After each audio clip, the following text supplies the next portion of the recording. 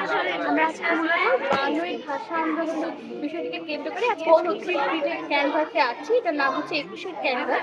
১৯৫২ সালে ছাত্ররা আমাদের ভাষার দাবিতে প্রাণ দিয়েছিল। তাদের জন্যই আজকে আমরা মাতৃভাষা বাংলায় আমরা কথা বলতে পারছি এবং তাদের উদ্দেশ্যেই মূলত তাদের এই যে আত্মাই তাদের আমাদের জন্য তাদের জীবন উৎসর্গ সকল বিষয়কে কেন্দ্র করেই আমার আজকে ছবি। এটা অনেক ভালো লাগছে। সাধারণত আমাদের বাড়িতে তো এত বড় ক্যানভাসে আমরা ছবি আঁকি না, কিন্তু একটা নতুন ধরনের অভিজ্ঞতা। আর এছাড়াও এই ছবিগুলো আঁকার মাধ্যমে এই যে আমরা অনেকে দলে বসে একসাথে কিছু করছি, এটা আসলে খুব ভালো লাগছে।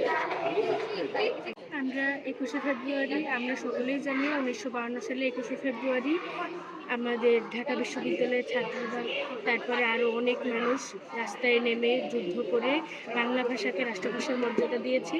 আমরা এই ২১শে ফেব্রুয়ারি উপলক্ষে আজ ৩৬ ফিটে ক্যানভাসে দলীয়ভাবে তিনজন করে একটি দলে একটি ৩৬ ফুটের বড় ক্যানভাসে আমরা ছবি আঁকছি। আমার খুবই ভালো লাগছে। এটির মাধ্যমে আমরা ২১শে ফেব্রুয়ারিকে আরও উজ্জীবিত করতে পারছি। একটি কারণে আমাদের সকলের খুবই ভালো লাগছে এবং আমাদের শহীদেরাও ভালো মনে করছে। বাচ্চাদেরকে একটা নির্দিষ্ট জায়গায় বসাবো, একটা ক্যানভাসে আঁকবে, তো ওইভাবে করে একটা ক্যানভাস তৈরি করা, মানে অ্যাক্সিডেন্টলি ওটা ৩৬ ফিট হয়ে গেছে, ওটা ৫০ ফিট হলেও হতে পারতো।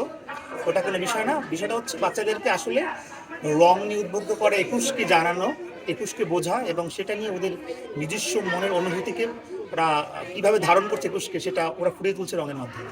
এটা হচ্ছে আমাদের মূল উদ্দেশ্য এবং আমার মনে হচ্ছে সেটা আমরা পারছি কমপ্লিট করতে। এবং ওদের যে এক্সাইটমেন্ট আমি দেখছি, আমাদের খুব ভালো লাগছে।